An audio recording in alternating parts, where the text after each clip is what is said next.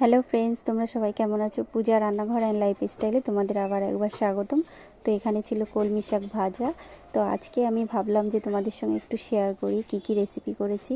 এখানটায় ছিল ভেন্ডি পেঁয়াজ দিয়ে ভাজা, আর এখানটায় ছিল সিলভার কাপ মাছের ঝোল বানিয়েছিলাম। আমি এই রেসিপিগুলো আজকে বানিয়েছি। আর এখানটা ছিল কাতলা মাছ। তো কাতলা মাছটা রান্না করেছি হচ্ছে ওল দিয়ে, ওলের রেসিপি। তো এই রেসিপিটা আমার ছাড়াও আছে, তোমরা চাইলে দেখতে পারো। আর এটাকে অনেকে বাক তরকারিও বলে।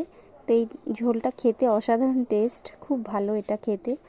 তো এইভাবে তোমরা কে কে বাড়িতে এইভাবে রেসিপি বানাও অবশ্যই আমাকে কমেন্ট করে জানাবে। আর এখানটায় কলমি শাক ভাজা ছিল, পেঁয়াজ দিয়ে ভেজেছিলাম। এই সবজিগুলো আজকে আমি বানিয়েছি। তোমরা এইভাবে সবজি খেতে কে কে ভালোবাসো অবশ্যই কমেন্ট করবে।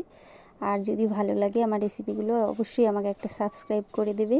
তো পরে আবার নতুন কিছু নিয়ে আমি তোমাদের সামনে আসবো। টাটা।